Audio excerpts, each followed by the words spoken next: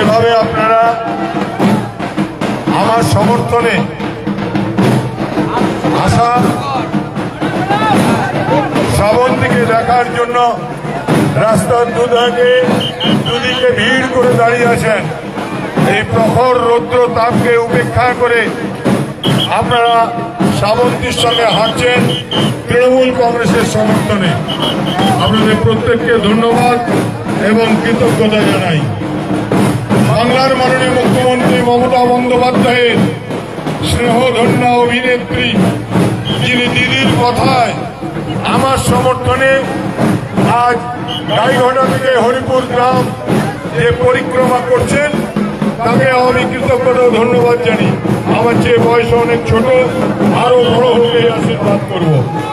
এবং আপনাদের প্রত্যেককে যেভাবে প্রখর রৌদ্রের তাপকে উপেক্ষা করে আপনারা তৃণমূল কংগ্রেসের জন্য রাস্তায় নেমেছেন, হাজারে হাজারে মানুষ, প্রত্যেককে ধন্যবাদ জানাবো এবং বলবো এ লড়াই মানুষের লড়াই, এ লড়াই বাংলার লড়াই, এ লড়াই বাংলার মাটির লড়াই।